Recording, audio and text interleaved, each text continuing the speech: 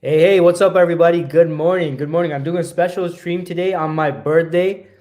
So let me know. I don't know if anyone's even awake right now. I know it's a Saturday morning, and some of you might be kind of sleeping in and digging in for the weekend and all that stuff. But if you're online, if you're available, I'm happy to be here and answer any of your questions. I wanted to do that on my birthday. The best thing I can do on my birthday is to continue and recommit to my mission to helping people across the world in their job search. All right. So let me know in the comments if you can see me and hear me okay. I'm not sure if the notification even went out, and I'm not sure if I'm even live right now, or if I'm just talking to myself at this point. But hey, if I am, yeah, it looks like I am. Looks like people can't see me.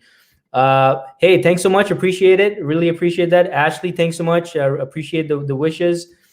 So, folks, I'm here to answer any of your questions, any job search questions. I'm here to do a Q&A. So, any questions you have, feel free to let me know. All right. I'm here to help you out with any questions and all that. We got my friend Manavi. Manavi, really appreciate that. Thank you so much. Hey, hope everybody's doing fantastic. All right. So if you're a job seeker and you have any questions, that you need fixed right now for in relation to your job search, right? If that is something that's a problem for you right now, it's something you're struggling with. I wanted to spend some time on my birthday to help you folks out, right? We got who else? We got my friend Parissa here. Parissa, good to see you here. Thanks so much for tuning in. Manavi says I guess you're funny. All right, sounds good, Manavi. We got someone says the $1 million question is this: why are you altruistic? Well, I wouldn't say I'm altruistic. Obviously I've got bills to pay just like everyone else. But that being said, folks, much more important. Well, at least for me, right? And this is just my view.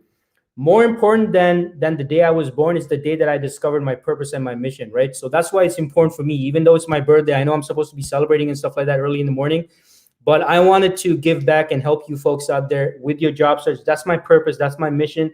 That's the most important thing that I can do on my birthday. At least that's my viewpoint. All right. So hey, look, if you're a job seeker, anything goes, folks. Let me know in the comments any questions you have about your job search. I'm here to answer. I'm here to respond to you. Nothing makes me more happier than helping job seekers out. All right. And especially those of you who are actually implementing what you're learning and what I talk about. All right. So feel free to put that in the comments. So hope that answers your question, whoever this is. We got Parissa says birthday wishes. Thanks so much, Parissa. I appreciate that. We got Ramia says happy birthday. Thanks so much, Ramia. Hey, we got my old friend Rami in the house. Rami, good to see you here. Thanks so much for tuning in. Really appreciate the wishes.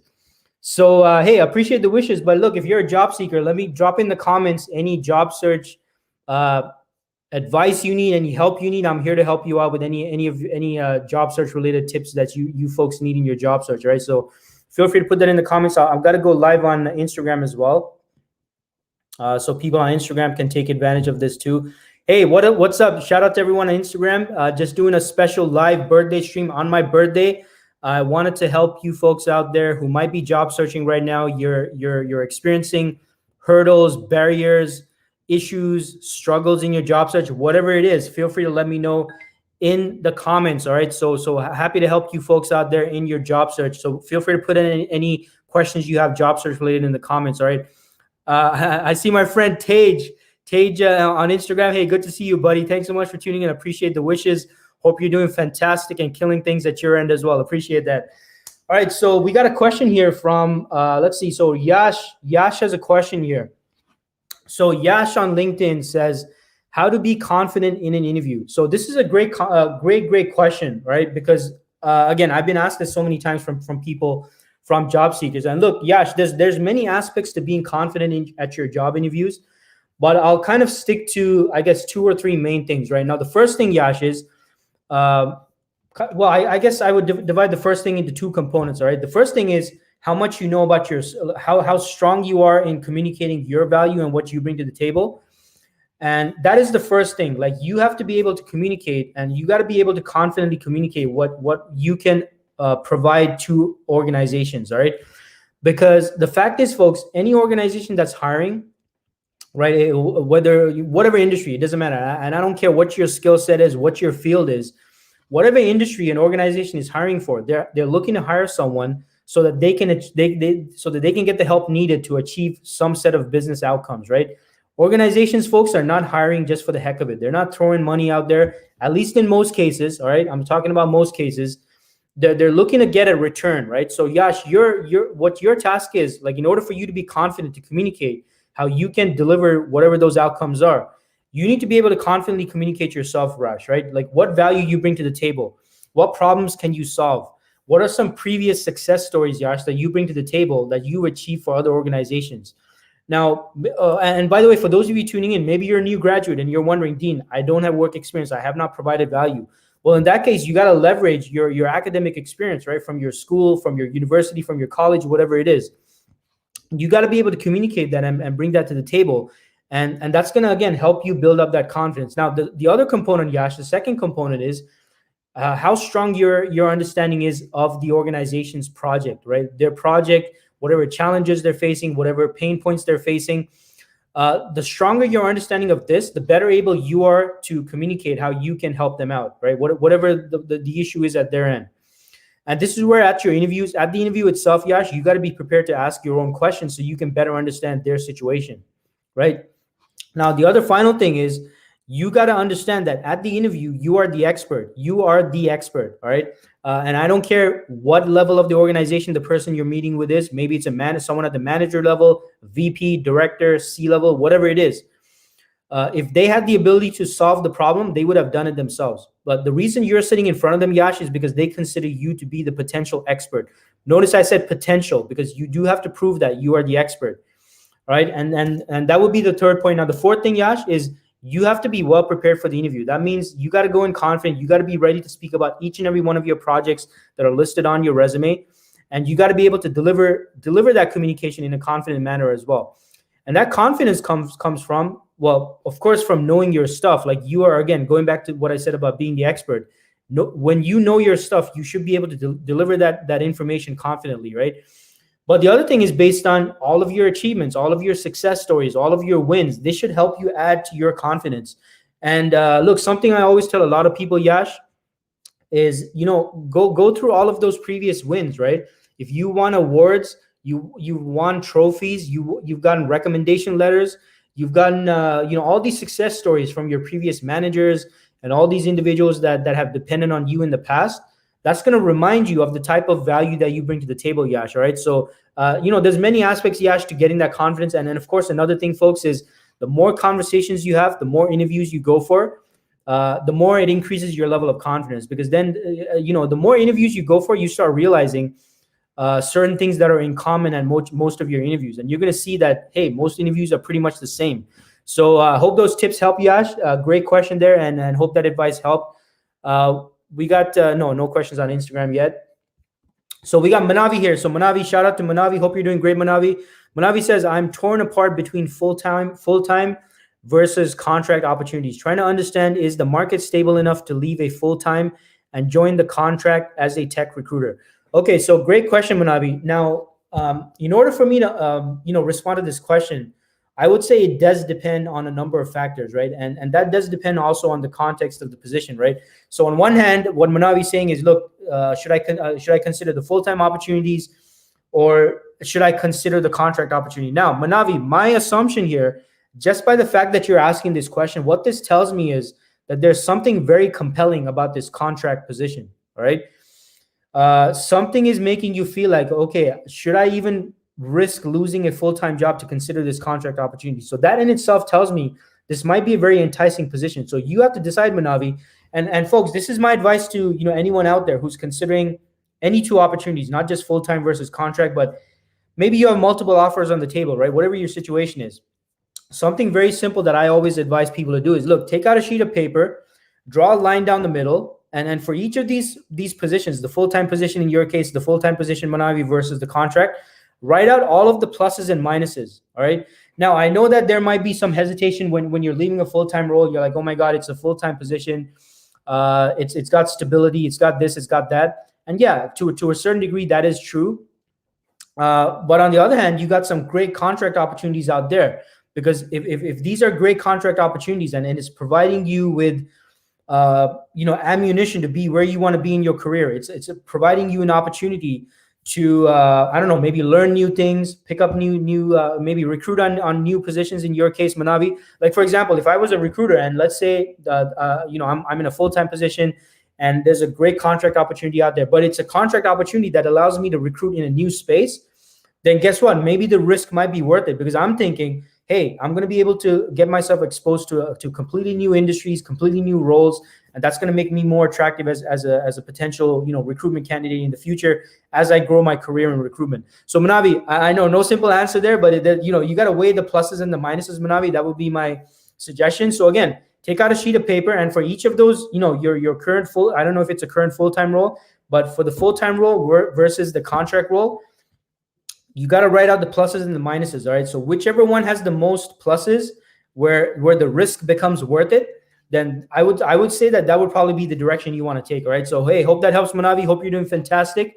And hey, another great question. All right. So we got my friend Nikhil Nair in the house, all the way from the UAE. Wow, we got the UAE in the house. Good to have you here, Nikhil. So Nikhil says, I'm in the UAE planning to get a PR and move to Canada. How difficult, easy to get a job in Canada? Say, for instance, in Toronto, project management officer roles. I have close to 8 years of experience. What could be my first salary? My wife is a chemistry teacher. How are teaching jobs in Canada? All right, so Nikhil. So Nikhil's situation is, look, he's overseas right now and planning to get the PR and move to Canada. So first and foremost, Nikhil, you'll probably be in the best position to land a job after you have relocated to Toronto, right? And the reason why I'm telling you this, Nikhil, is simply because there's Toronto is one of those cities that's always highly competitive, and especially right now in the midst of COVID-19, there's much more available talent on the market. So if you're applying for jobs while you're overseas, Nikhil, and I'm not sure if you're doing that, but you might find that you're not getting much in terms of responses. So the best bet for you, Nikhil, is to, after you move here and after you hit the ground, that's when you're in the best chance to land a role. Now, before you even get here, Nikhil, I want you, my friend, you got to start laying down the foundation. You got to start making the connections, building your network. Right now, many people who are overseas and they try to apply for jobs and land a job while they're still overseas, and they see they're not getting responses, they kind of throw up their hands and give up, right? So what you got to do, folks, is even if you can't land a job while you're overseas, you have to, at the very least, you got to build your network, all right? So Nikhil, my advice to you is start building your connections in the PMO space, right? Start making connections with PMs, PMO people.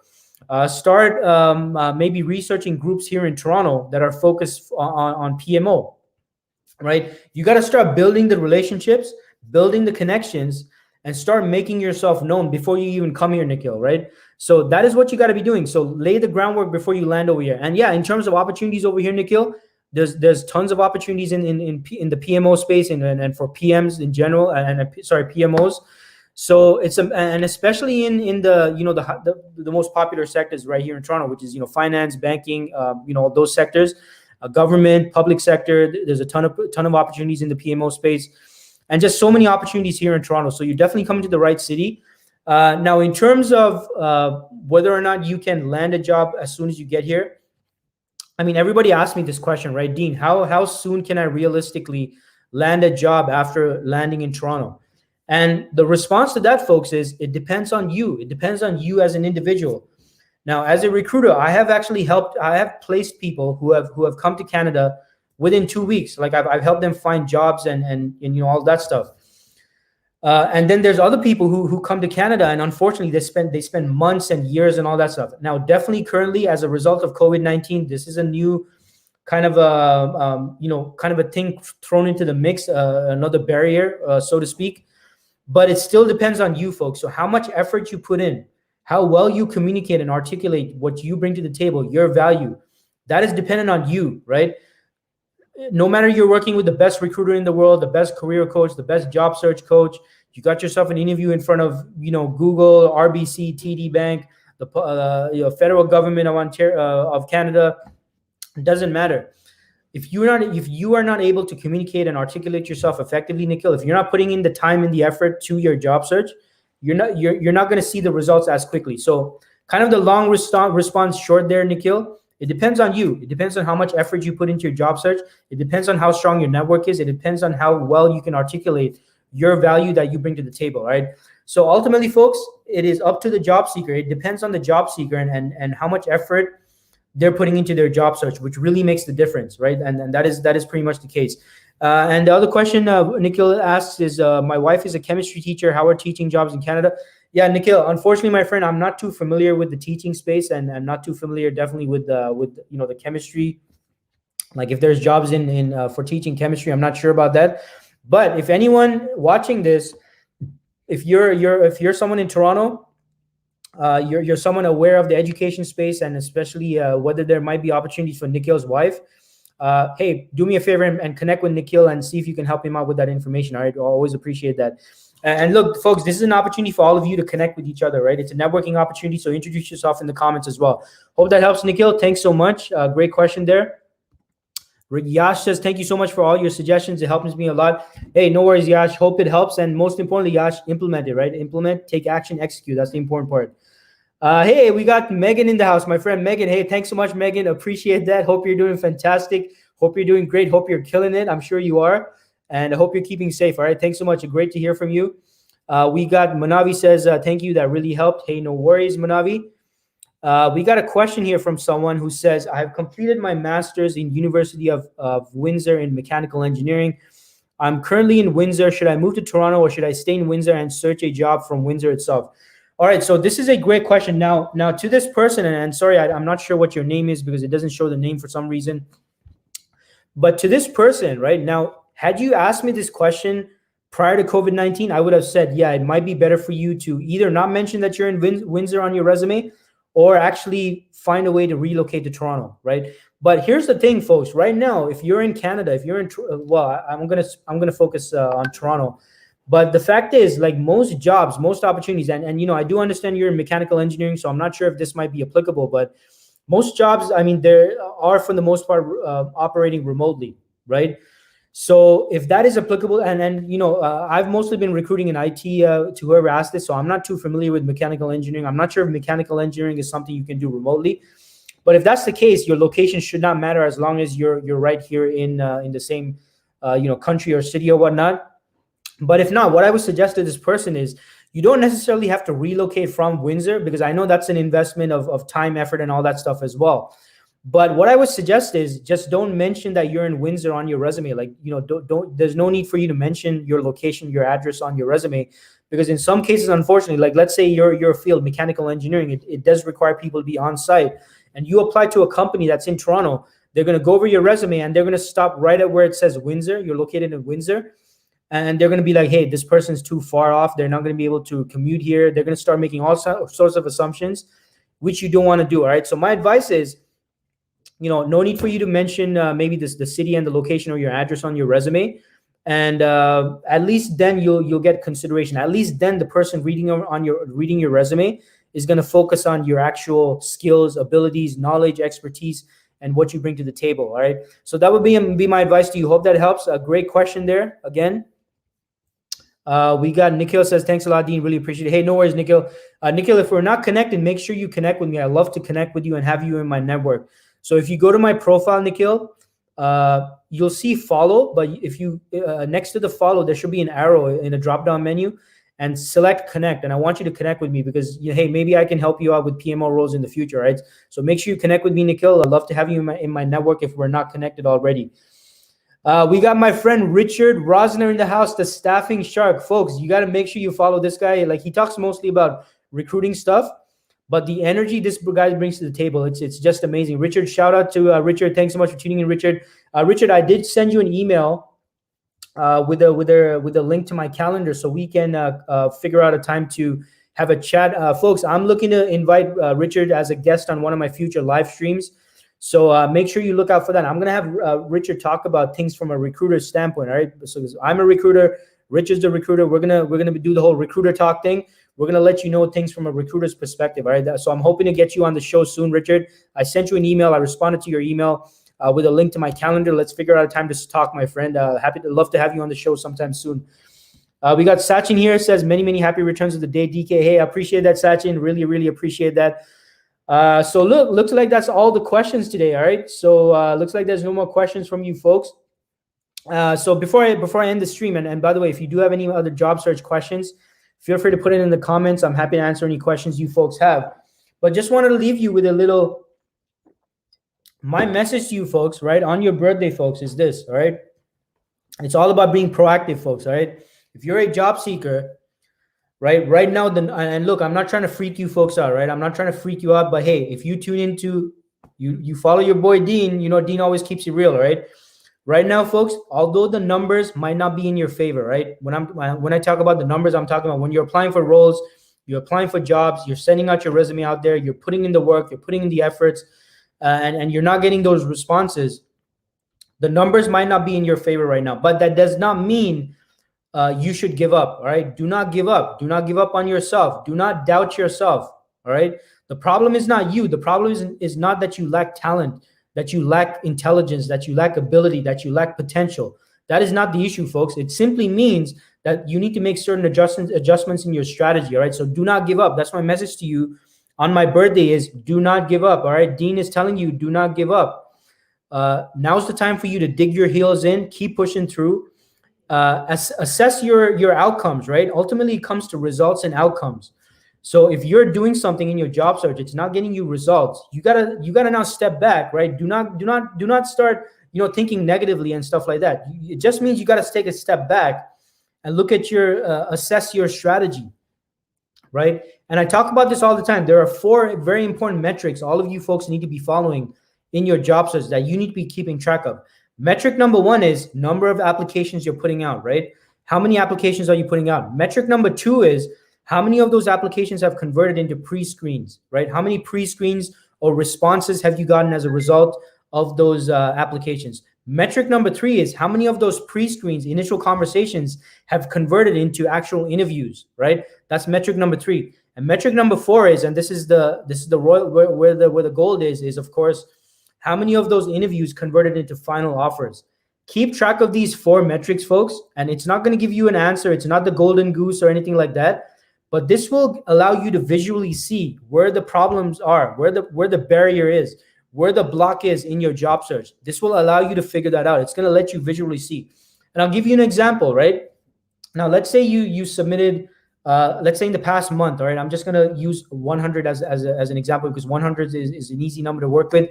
Let's say in the past 30 days, you applied to 100 jobs, all right? That's metric number 1. You put out 100 applications. Now, of those 100 applications, you got 0 pre-screens as a result of it, like 0. So metric number 2, you got 0 pre-screens. Now, what does that tell you right away? It means something's happening in the application stage that you need to investigate. Now, at this point, we don't know what that issue is. We don't know what that is, but all we know is it's occurring in metric number 1. Something is occurring that's preventing you, any of those 100 applications, converting into number 2, which is pre-screens. So we know that something's happening in the application stage. We gotta investigate now. We gotta probe, uncover, investigate, assess what's happening in the application stage. Maybe it's your resume. Maybe it's the types of jobs you're applying to. Maybe it's something else. Who knows? You got to do that, right? Now, let's say another scenario, right? You send out 100 applications. Of those 100 applications, you got 10 pre-screens, right? So good. You're getting pre-screens. You're getting the initial conversations. But of those pre-screens, 0 of those 10 pre-screens, 0 are converting into interviews. Now, what does that tell us? What does that tell us? That tells us, hey, looks like you're doing good on the application stage. So whatever you're doing in the application stage, keep doing it. Do not change that. What you're doing and obviously it's because it's getting you pre-screens, right? You got 10 pre-screens from those 100 applications. So that's pretty good. It could be better, but hey, it's still good. Now, the issue is of those 10 pre-screens, so you're getting a phone call, initial pre-screen phone call, 0 of them are converting into actual interviews where you're actually having a more in-depth conversation. Now, what does that tell us? That tells us the issue is in metric number 2, the pre-screen. Something is happening on the pre-screen that is preventing you folks from getting or converting it into interviews, right? That is the block. That is the barrier. So you got to now look into, hey, what is happening on this pre-screen, on these 10 pre-screens that's preventing me from converting these into actual interviews? You got to take a look at yourself, folks. Look, do not let your ego get in the way. Sometimes it could be you. It could be me. Could be myself, right? If I'm getting 10 phone calls, 10 pre-screens, and I cannot convert those pre-screens into interviews, I got to take a look at myself because in those 10 pre-screens, the one thing in common is me, right? So you got to take an honest look, folks. You got to take an honest look. So if you got, again, you're stuck at the pre-screen stage, it's not converting into interviews. You got to take a look at what you might be doing or what's happening in those pre-screens that's preventing you from converting into interviews, right? Now, the other thing is you send out 100 applications. Good. Those converted into 10 pre-screens. Good. Of those 10 pre-screens, you got 5 interviews. Good. Excellent. Now, of those five interviews, you got final 5 interviews. None of them are converting into offer letters. Then, hey, something's happening in the interview stage, folks. And just like with the pre-screens, you got to investigate what is happening at the interviews that is preventing me from moving forward in the process, right? What is this that's happening? What might I be contributing to this that's creating this block, this barrier? So these 4 metrics, this is why it's so important, folks, to keep track of these 4 metrics, because it lets you see where the block is occurring, where the barrier is occurring. And it's not going to give you the answer as to what's happening, but it's going to let you know where it's happening. If you can figure out where, folks, if you happen to be taking notes, you might want to write this down. If you can figure out where you're located, right? Let's say I'm lost. Okay, I'm lost in the woods. What's the first thing I probably want to do is, if I can figure out where I am, then it's going to be much easier for me to figure out where I need to go, right? Everyone agree with me on that? If you know where you're at, it's going to be much easier to figure out where you need to go, right? So the same thing is when you keep track of these 4 metrics, if you can figure out which part of these metrics you're stuck at, you're going to have a much easier time investigating what you can do to make those pivots and those adjustments. And secondly, to then make that pivot and move in the direction that you want to move into, right? So this is why those 4 metrics are so important. So you got to make sure that you're keeping track of this. So that's my message to you, folks. For my birthday is, hey, keep track of these 4 metrics. And the other message is be proactive, folks. Do not give up. Do not believe anyone that tells you that you're not going to make it. Oh, it's so difficult. You're going to be without a job for a year. The more you listen to that, folks, the more you're going to believe it. The more you believe it, the more it becomes your reality. All right. Now, some of you folks ask me, Dean, how come you stay positive? How come you're always, putting out videos and putting out stuff? Frankly, folks, I don't watch the news. All right. Now, there's a downside to this because I'm pretty ignorant about what's happening in the world. That is a downside. There's always a downside, right? I'm not saying it's all going to be, positive stuff. That is the downside. I'm pretty ignorant about what's happening in the world. But on the positive side, I just have a much positive attitude because I'm not listening and watching all these terrible things that are happening in the world right now, right? Especially in relation to the pandemic, people dying, people getting infected, industries being wiped out, people just experiencing so many bad things. So look, you got to do what you got to do, folks, to stay positive and enthusiastic so you can overcome the barriers that you will face in your job search. It's not going to be all rainbows and ponies and pancakes and cotton candy, right?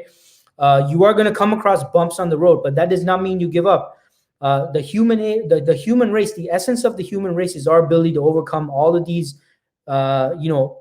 ridiculous tragedies and these terrible things we've all experienced as a race, right? As a human race, like over the history. All you got to do is look at your own ancestry, folks. I'm pretty sure your ancestors, whatever part of the world you're from, whatever your ancestry is, there's probably somebody in your distant past, in your ancestry, who has overcome some terrible things, and because they survived and they kept the bloodline going or whatever you want to call it. That's why you and I are here today, right? Someone must have overcome something in the distant past. So we got to take that as inspiration and keep pushing forward and keep pushing through and not let these things get to our heads and get to our spirit and our and all of that stuff. Because if there's one thing that no one can take from you, folks, it is your spirit, right? Your spirit and your willingness to overcome, right? So stay positive. Don't let the negativity get to you. Stay proactive. Keep moving forward. Keep pushing through. Do not give up. And push for your dreams, folks, right? Figure out your dreams. Figure out the big dream and keep moving forward towards it. Keep pushing through to it. And you're going to get to where you want to be. Maybe not right now, maybe not immediately. I'm not saying it's going to happen like overnight, but eventually you're going to get there. But you got to keep putting action. Whatever the universe throws your way, fight back, push back. Let the universe know, no, I'm not backing down. I'm moving forward. I only move in one direction, and that is forward. All right. So you gotta do that by taking action. All right. So hey, look, hope that helps everyone. We got some more. We got my friend Gaurav here says happy birthday. Hey, I appreciate that, Gaurav. Really appreciate that. We got someone says happy birthday, my dear Dean. Hey, really appreciate that. Thank you so much. We got Akila says, looking for SAP jobs. Awesome. Hey, anyone looking for SAP people, reach out to Akila. Akila says, I've done certification, but not getting opportunities since I am in the domain of freshers. So Akila, if you're a new graduate, you got to leverage your academic experience, right? Whatever that is, or see how you can create your own experiences, or volunteer at a charity where you can use your skills, your expertise, and what you learned in the certification. So you can now show at your interviews as well as on your resume that you have actually done what you've learned as well, right? So hope that helps, Akila. Keep pushing through. Vinay says hello to all. All right, awesome. Good to have you here, Vinay. Appreciate that. Looks like that's all. That's all, folks. So look, make sure, folks, that you mark your calendars every Wednesday, 11 a.m. Eastern time zone. You get to you get to join in my live streams, which I do on Wednesdays, 11 a.m. Eastern time zone. Make sure you tune in and make sure you hit like if you found this session helpful. Everyone have a fantastic day. I know I'm gonna enjoy my birthday much more right now because again, on my birthday, folks, it's even more important for me to recommit to my mission, which is helping job seekers out there. And I hope all of you out there, whatever your mission is, you continuously recommit to it and take the actions required to get you where you, your family, your friends, your loved ones, where all of them can all benefit from your successes. All right. So hey, everyone, have a good day. Have a great weekend, and see you around. All right. Take care.